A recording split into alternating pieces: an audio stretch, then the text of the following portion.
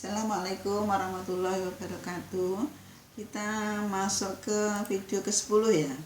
Jadi saya sudah pastikan, saya memilih belajar kimet itu saya tekankan di mekanisme kerja obat. Di bukunya Pak Siswandono ada, tapi sangat kimiawi. Nanti saya belajar kimet dengan cara mudah ya. Saya katakan kan kemarin ada dua metode belajarnya, metode belajar efisien, yang kedua mekanisme kerja obat, belajar mudah dengan gambar. Dengan gambar itu maksudnya gimana?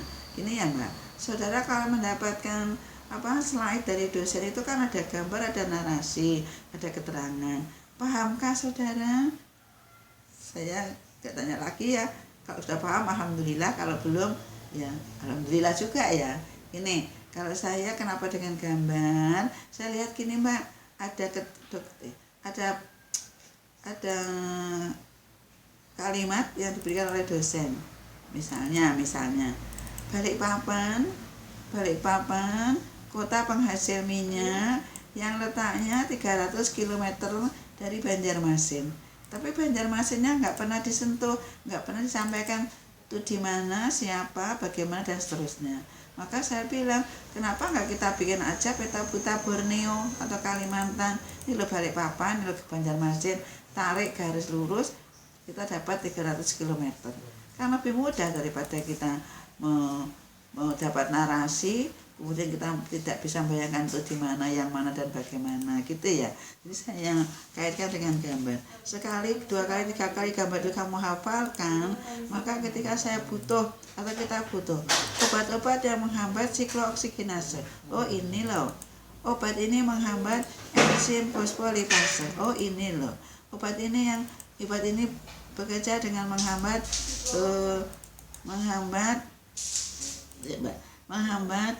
kanal CA. Oh di sini loh. Itu ya. Jadi saya kira mudah belajar dengan gambar mudah ya. Saya lihat untuk belajar mekanisme kerja obat yang sebanyak itu, karena kita kan membackup pengetahuan farmakoterapi. Farmakoterapinya kalau saya hitung sekitar 9-10 ya.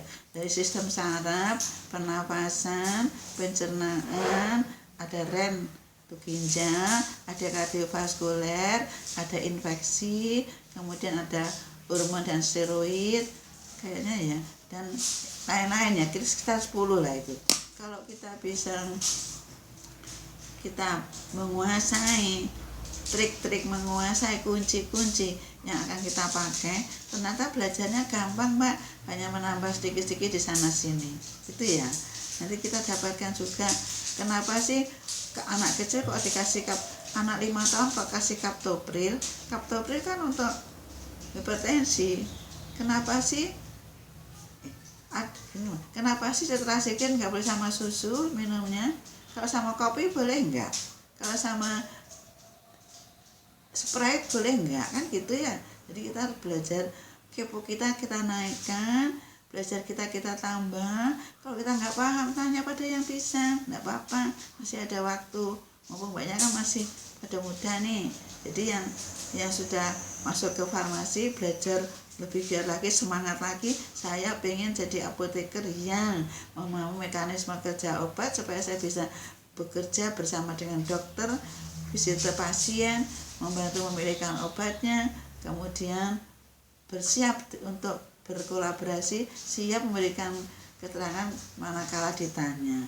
Ya, seorang apoteker itu di pundaknya obat, meskipun dia dekan, meskipun dia ketua jurusan, meskipun dia wakil presiden mungkin loh. Wakil presidennya apoteker kan boleh ya.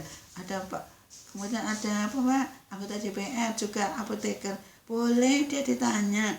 Ketika dia duduk-duduk, Pak saya sakit ini, kira-kira obatnya apa ya? Boleh, dia nggak boleh berlindung di statusnya. Oh saya sekarang dekan, saya nggak bisa. Apoteker itu di pundaknya ada obat yang dia bawa sampai dia mati, ya kan? Barangkali loh sudah sakit parah masih ditanya, amit-amit ya Mbak, maaf ya. Jadi pengalaman saya kalau pernah di rumah sakit, ya saya gunakan ketika ada apoteker datang mengantarkan obat, saya tanya, Mbak, obatnya apa, kerjanya apa ya, kok dikasih tuh kenapa ya, nah gitu. Jadi apoteker lama-lama itu nggak mau ntar obatnya suruhan sama kurir-kurirnya itu. Tapi ya enggak apa-apa lah, saya biar bisa bayangkan. Berarti saya lihat mekanisme kerja obat ini sebetulnya diperlukan, tapi belum banyak yang mau belajar dengan benar ya, belum banyak yang mau belajar karena dia ngeri dengan kimianya nggak banyak kok. Kimianya kalau saya ngajarkan mekanisme kerja obat, kimianya nggak banyak.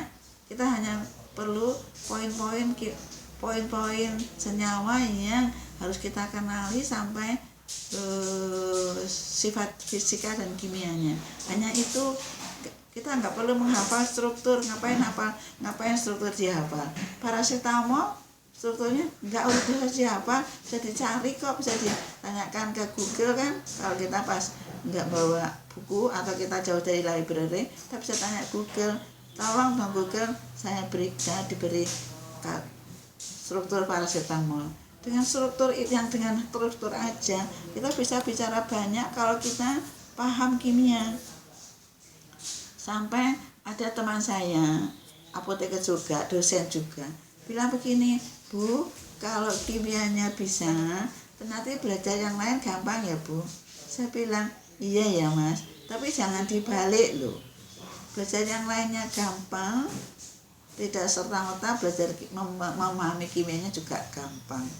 Jadi karena saya mengajar dua, kimia organik dan kimia medisinal, maka saya kepingin saudara paham, maka saya harus mencari cara bagaimana belajar dua mata kuliah ini dengan mudah. Yang untuk kimia medisinal saya carikan metode belajar efisien, yang kamu harus banyak menulis yang informasi yang kita dapatkan. Kemudian yang kedua, belajar mudah dengan gambar. Besok kalau sudah selesai ini mungkin saya lanjutkan dengan membuat video kimia organik, bagaimana belajar kimia organik dengan mudah. Insya Allah kalau Allah mengizinkan, saya masih dikasih umur, saya masih dikasih kemampuan untuk berbagi, gitu ya. Oke, saya kira itu ya. Oke, saya lanjutkan. Karena kita sudah memilih mekanisme kerja obat, saya tuliskan saya membuat catatan untuk belajar mekanisme kerja obat. Mengenai mekanisme kerja obat, kita harus mengenal 1. Senyawa polar, non-polar, asam, basa. 2.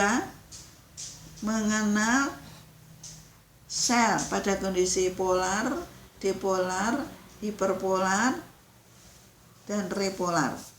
Polar, dipolar, repolar, hiperpolar. Kemudian yang ketiga, mengenal obat yang polar itu yang mana, yang bagian yang non polar yang mana, obat yang asam yang mana, obat yang basa yang mana. Yang keempat, sementara ya, reseptor. Kita harus mengenal mengenai reseptor. Reseptor untuk interaksi tidak khas seperti protein, lemak, asam nukleat, mukopolisakarida. Lihat lagi Mbak, protein itu apa? What is protein? Lihat ya, protein itu rangkaian asam amino. Asam amino itu yang mana? Lihat ya. Kemudian dicari lagi itu. Lemak itu apa toh? Lemak kan gabungan asam karbohidrat rantai panjang dengan gliserol. Gliserol itu nama kimia. Kalau di apotek namanya apa? Gliserin. Nah ini saya tambahkan sekalian. Berarti kalau saudara sudah tugas di apotek, ada pasien datang, Mbak minta gliserol. Kalau kita nggak pernah mau mencatat, mengenali ini, kemudian kita bilang obat apa ya gliserol? Padahal dia gliserin Mbak. Gliserin ada di langsung di belakang kita.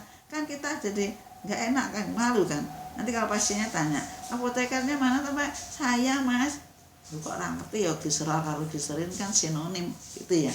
Jadi saya tambahkan kan. Kemudian asam nukleat lihat itu ada ribosomnya, ada N-nya, RNA, DNA tambah ini.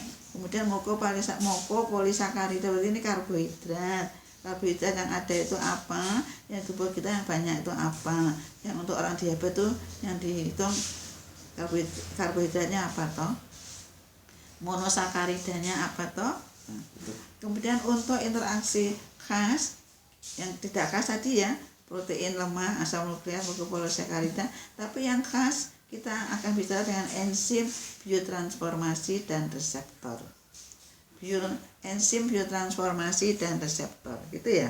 Jadi semuanya ini harus kita lacak lagi apa toh, kemudian kita pegang oh nek saya belajar senyawa polar kilo nang polar kilo saya tidak ada yang mengatakan, saya belajar dari buku, tidak ada buku yang jelas-jelas mengatakan ini senyawa non polar, tapi saya amati, saya pelajari karena mengajar sudah lama dan saya bisa bikin patokan Mbak, saya bisa bikin patokan sel itu yang mana, obat yang mana, kemudian senyawa itu yang mana, kemudian asam basa itu bagaimana, dan seterusnya.